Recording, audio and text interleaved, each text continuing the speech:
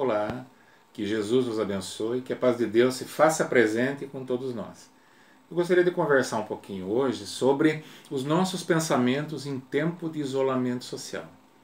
Nós temos percebido lá na casa que nós frequentamos que a procura pelo atendimento fraterno tem aumentado consideravelmente em virtude dos pensamentos nossos estar muito perdidos diante de todas essas coisas que estão acontecendo, que são coisas novas, são coisas que até então nós não tínhamos vivenciado nesta vida, e isso fez com que nós nos perdemos um pouco, né? Saímos daquela zona de conforto, fomos obrigados a mudar o nosso comportamento, e com isso os nossos pensamentos ficaram um pouco perdidos.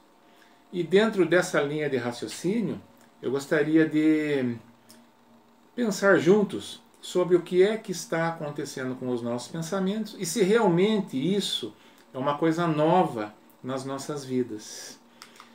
Vamos tentar analisar quarentena, né? Isolamento social. O que aconteceu com a gente? Nós tínhamos uma vida profissional, acadêmica, social, e de repente nós fomos obrigados a sair dessa vida. Ou seja, nós fomos obrigados a nos isolar de algo que nós já conhecíamos e de algo que nos colocava até numa zona de conforto. Será que foi a primeira vez que aconteceu isso nas nossas vidas? Nesta vida física, nós conversamos com pessoas de bem mais idade e eles nos dizem que sim, que nunca passaram por situação parecida e que esse isolamento realmente está assustando um pouco mais do que em outras épocas, que já passaram por epidemias e tantas outras coisas, né? Até por guerras, algumas pessoas já passaram. Mas, segundo eles, este momento está sendo um pouco mais amedrontador. E eu gostaria de convidar a todos para nós sairmos um pouco dessa vida física e nos colocarmos na qualidade de espíritos. Vamos analisar a nossa vida espiritual. Vamos esquecer que nós estamos encarnados, vivendo a vida que nós temos, e vamos nos colocar lá no plano espiritual. Todos nós sabemos que o espírito é livre. O espírito tem liberdade. O espírito ele pode se direcionar. O espírito ele tem acesso à grande maioria do seu conhecimento. Nós não temos, porque nós temos uma coisa chamada véu do esquecimento. Então, muitas coisas que nós sabemos, nós não temos acesso imediato. Nós, como espíritos, teríamos acesso a muito mais coisas. Nós, como espíritos, teríamos acesso a familiares de outros núcleos que nós já pertencemos. Imagina você que nesta vida, alguns dos seus familiares já foram para o plano espiritual. Agora imagine você com muitas vidas, né? Que nós somos seres que estamos reencarnando há muito tempo, nós já passamos por muitas vidas, ou seja, nós já tivemos muitos núcleos familiares, e muitos desses familiares estão no plano espiritual. Então imagina você como espírito, em contato com todos esses seres, ou grande parte desses seres, com toda a liberdade para você se dirigir, para você se deslocar, a par de todos os seus conhecimentos, ou grande parte dos seus conhecimentos, ou seja, você é um ser livre, um ser que você está numa zona de conforto muito grande. De repente, chega o momento de você reencarnar. É necessário para a nossa evolução, né? Nós precisamos vestir o uniforme físico, então nós precisamos deixar a liberdade do espírito, né? O espírito, a linguagem universal do espírito é o pensamento. Então nós precisamos deixar a liberdade do espírito, nós vamos abrir mão de ter acesso a todo o nosso conhecimento, ou grande parte dele pelo menos, porque nós temos o véu de esquecimento, e muitas coisas que aconteceram conosco, se nós lembrarmos na vida física, vai nos atrapalhar. Nós vamos nos afastar de núcleos familiares que até então nós estávamos juntos. Nós somos obrigados a afastar de todos eles e temos que vir aqui, nos colocar dentro de um corpo físico novo que nos foi dado por empréstimo para nós aprendermos, né? Para nós passarmos mais um ano letivo. Ou seja, nós vamos ser isolados de toda aquela liberdade espiritual que nós temos. Será que isso já não seria um princípio de isolamento social? Perdemos tudo aquilo que nós tínhamos, que nós detínhamos o conhecimento, e vimos para cá. Vamos reencarnar num lar, numa família que nos recebeu, muitos dessa família têm laços de amor pela gente. Muitos não. Muitos dessa família têm aquele amor puro. Muitos são desafetos, né? As famílias são as escolas, né? O lar é a principal escola. Então nós temos o que? Ajustes. Então muitos desses não vão ter tanto amor para com a gente. Esse não seria o primeiro passo para nós entendermos que o isolamento não é uma coisa nova? Mas tudo bem, daí nós estamos aqui, estamos nesse novo lar que nos recebeu, estamos vivendo, cada um à sua maneira, com as suas dificuldades, com os seus sucessos, estamos confiantes, porque sempre tem alguém que nos acolhe, né? Às vezes é a mãe, às vezes é o pai, às vezes é alguém que cuida da gente, sempre vai ter alguém que nos acolhe. Então nós estamos seguros com aquele alguém ou com aquelas pessoas, com aqueles amigos, com aqueles familiares. Daí chega um momento de iniciar a nossa vida acadêmica. Mais uma vez, o que acontece? Nós saímos da nossa zona de conforto e vamos para um outro local, onde ninguém conhece a gente e a gente não conhece ninguém. Onde quem vai cuidar da gente é uma pessoa estranha. Onde tem muitas outras da mesma idade da gente e a atenção das pessoas que cuidam é dividida entre todas. Ou seja, eu não tenho mais uma pessoa que cuide de mim, eu não tenho mais aquele amor que eu tinha na casa que eu vivia, sendo da minha mãe, dos meus irmãos, dos meus amigos. Eu não tenho mais aquelas companhias que eu tinha, eu fui para um lugar novo. Não seria esse um novo passo para nós entendermos que esse isolamento já se faz presente na nossa vida há mais tempo do que nós imaginávamos? E assim por diante, sucedendo as nossas vidas, né? Depois nós vamos estudar fora, mais uma vez, a gente sai do núcleo do nosso lar e vamos para uma casa, uma república, uma casa estranha. Vamos trabalhar fora, a gente sai do lugar onde nós estamos acostumados, vamos lá para um outro lugar diferente. Não são isolamentos? A gente não consegue perceber que nós vivemos uma vida tendo isolamentos e que nós precisamos de adaptações, que podemos chamar de adaptações rotineiras, porque fazem parte do nosso aprendizado. E essa de agora não é diferente. Essa que nós estamos passando neste exato momento, nada mais é do que mais um isolamento, do que mais um aprendizado. Nós seguimos uma linha de raciocínio para entender, principalmente para nós entendermos os pensamentos das pessoas, conforme relatamos no início dessa nossa conversa, para a gente poder detectar onde que seria a maior problemática e para nós entrarmos com a doutrina espírita como uma ação medicamentosa, para nós entendermos que nós estamos aqui para aprender. No mundo de provas e expiações, nós temos medo do futuro. No mundo de regeneração, nós temos fé no futuro. E é exatamente aí que entra a doutrina espírita. Nós vamos entrar neste presente agora que nós estamos com medo, trazendo a fé, para que nesse futuro nós possamos confiar em Deus, nosso Pai Maior. Vamos usar para esse entendimento um estudo feito pelo psiquiatra suíço Carl Gustav Jung, que ele faz um estudo muito interessante dos tipos psicológicos, e nesse estudo ele coloca o introvertido e o extrovertido. O introvertido é aquele ser que ele coloca todas as energias dele para dentro.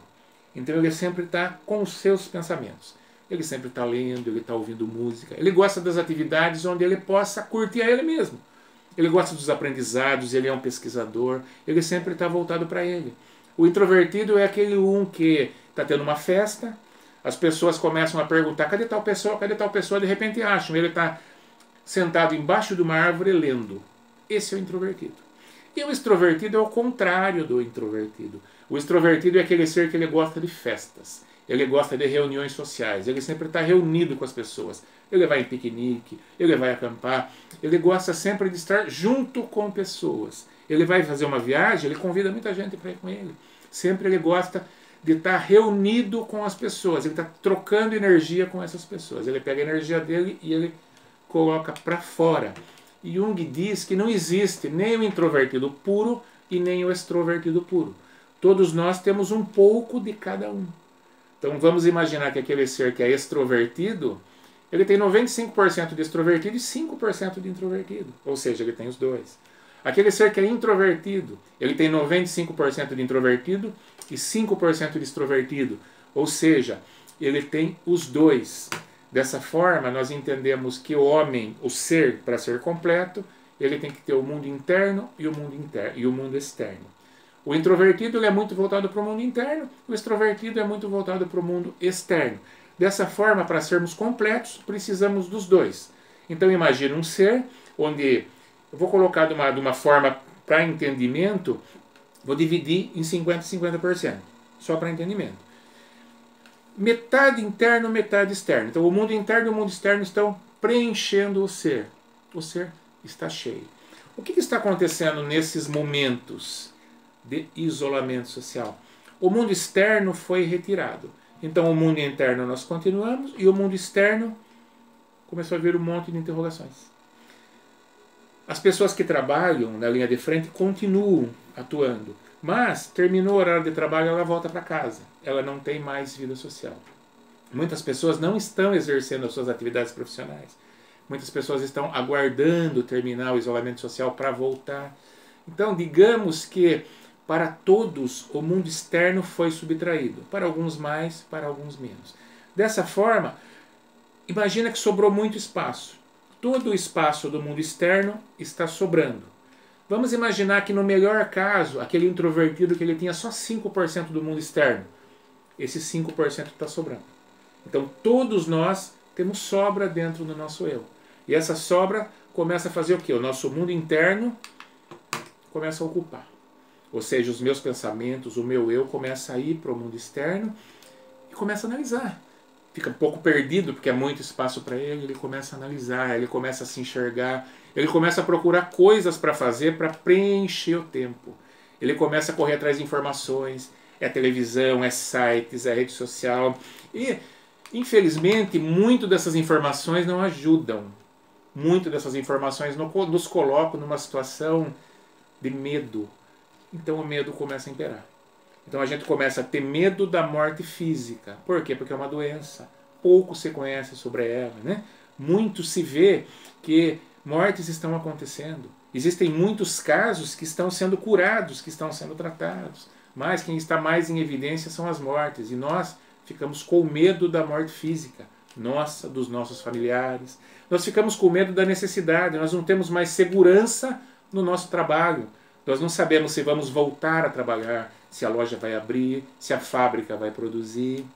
Nós temos incertezas. Então o medo começa a aumentar. Nesse medo nós começamos a trazer as culpas. Por que é que eu não fiz isso? Por que é que eu não investi naquilo? Por que é que eu não me preparei melhor? Por que é que eu não fiz tal coisa? Começam a vir os arrependimentos. Eu me arrependo de coisas que eu fiz e não devia ter feito. Eu me arrependo de coisas que eu não fiz e deveria ter feito. Começam a vir as dúvidas. Começam a vir a solidão. As personalidades múltiplas ou personalidades parasitas, conforme Divaldo, Joana de Ângeles e Manuel Filomeno de Miranda nos relatam no livro SOS Família, começam a aparecer. Essas personalidades são personalidades nossas, desta e de outras vidas, que muitas vezes nós até esquecíamos que elas existiam. Elas começam a aparecer, elas começam a se apresentar e nós começamos a entrar num certo estado depressivo. E dessa forma nós começamos a procurar pontes para sairmos dessa depressão, né? O ser, ele procura caminhos para sair da angústia e entrar no prazer. Então muitas vezes essas pontes que nós criamos são através da alimentação desenfreada, apelando para a comida, através das bebidas, né? Começamos a beber de uma forma desenfreada, tabagismo, drogas. Nós começamos a procurar meios que nos tire da angústia. E esses meios só tendem a nos atrapalhar cada vez mais. Então, através da procura e através desse estudo que nós angariamos, né, através dos atendimentos, nós vamos, a partir desse momento, trazer a doutrina espírita como uma ação medicamentosa. A doutrina espírita ela está presente e ela está ajudando. Ela pode ajudar cada vez mais a todas essas pessoas, a todos nós. Hoje existe o atendimento fraterno online. Muitas casas estão fazendo. Então a pessoa não tem contato físico por vídeo, ela entra em contato com o atendente vai ajudá-la a olhar a problemática dela de uma outra forma, vai dar um outro ponto de vista para ela, para que ela veja que o problema dela pode não ser tão grande. Simplesmente ela dando um passo para o lado, ela pode visualizar aquilo de outra forma e encontrar outras respostas. Nós temos palestras, muitas casas dando palestras online, doutrinárias, evangélicas, que muito ajudam, edificam, alimentam o espírito de uma forma positiva. Nós temos encontros virtuais, passes à distância. Então a doutrina espírita, ela está nos ajudando de uma forma que o ser consegue sair daquele estado de depressão, o ser consegue enxergar uma luz, o ser consegue voltar na fé. Através desse estudo, vamos pegar a pergunta 258 do Livro dos Espíritos e vamos nos basear nela, para a gente ter um entendimento um pouco melhor do que é que nós estamos vivendo e o que a doutrina espírita vai trazer por nós. Nessa pergunta, seria mais ou menos se Kardec perguntasse, quando nós vamos reencarnar, simplesmente a gente vem na pura sorte e começa uma vivência? E os espíritos respondem para ele, não. É feito todo um planejamento. Ou seja, antes de nós reencarnarmos, nós não estamos sós. Quem faz o planejamento é uma equipe espiritual, vamos chamar de equipe de amparadores. Essa equipe, junto conosco, vamos definir o que é que eu preciso. O que eu preciso aprender, quais são as minhas fraquezas, quais são as pessoas que eu preciso conviver, quais são os erros que eu preciso reparar. Então, nesse planejamento, eu sei com quem eu vou viver, quem vai me receber, como eu tenho que agir. Nesse planejamento eu sei por tudo o que eu vou passar. Dessa forma a gente já começa a entender que isso que nós estamos passando não é novidade. Nós já sabíamos. Dando continuidade nesse estudo, na 135 do Livro dos Espíritos, Kardec diz que o espírito é muito sutil e a matéria é muito densa, é muito grossa. E para um conversar com o outro, nós precisamos de um laço, ele chama de laço, e depois ele chama de perispírito. Então o perispírito, ele pega o corpo denso bem grosso, grosseiro, e faz conversar com o espírito que é bem sutil. O perispírito é um adaptador do corpo físico ao espírito. Vamos imaginar que eu tenho um liquidificador, eu quero ligar esse liquidificador na tomada, mas o meu liquidificador ele tem 3 pinos e a minha tomada tem 2. Então eu não consigo fazer essa ligação. O que eu preciso? Eu preciso de um adaptador. Eu pego um adaptador, eu ligo o meu liquidificador D3 no lado D3 do adaptador e a saída D2 na tomada. Eu faço o meu liquidificador funcionar. Eu faço o meu liquidificador conversar com a energia elétrica que é a tomada da minha casa. Dessa forma, o perispírito nada mais é do que um adaptador. O perispírito adapta o espírito à matéria. Dando continuidade nesse estudo, nós vamos lá para André Luiz. André Luiz, ele fala em corpo causal, o corpo mental, o corpo espiritual, o duplo etérico, nas obras Nos Domínios da Mediunidade, Nosso Lar, Evolução em 2 Mundos. Então ele já começa a nos dizer que o perispírito, ele não é um corpo, ele é um sistema composto. Ou seja, vamos dividir o perispírito de várias formas. Esse estudo dos corpos é muito antigo. A gente vai encontrar na teosofia, na antroposofia. Teresa d'Ávila, em 1500, já tem uma obra, As 7 Moradas da Alma, que ela fala sobre os corpos da alma, que seriam os corpos espirituais. Então, se nós dividirmos o perispírito, nós vamos entender que num desses corpos existe aquele corpo onde o nosso planejamento espiritual está arquivado.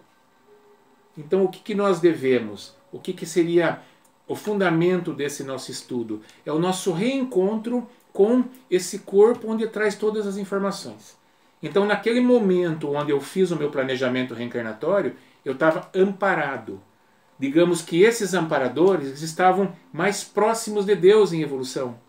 Então, a luz de Deus veio através deles até mim. E essa luz ainda continua comigo, está num dos meus corpos, que é o corpo onde eu trago todos os arquivos que eu vou passar, o meu planejamento, todas as minhas necessidades, está tudo dentro de mim.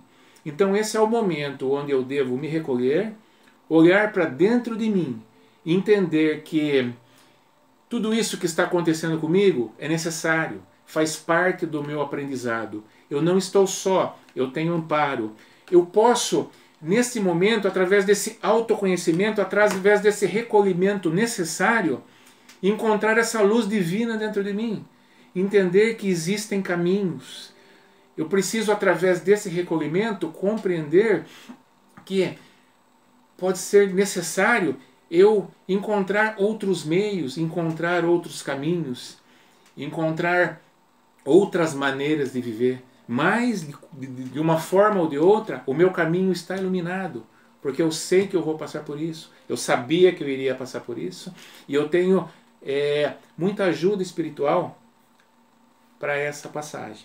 E através desse reencontro que eu tenho comigo mesmo, esse reencontro que eu tenho com os amparadores que me ajudaram a fazer o meu planejamento reencarnatório, esse reencontro que eu tenho com Deus, eu trago essa luz. Essa luz ela começa a penetrar em todo o meu eu, em todos os meus corpos, como se fosse drenando de um corpo para o outro, chegando no meu corpo físico em forma de luz, em forma de fé, e brilha.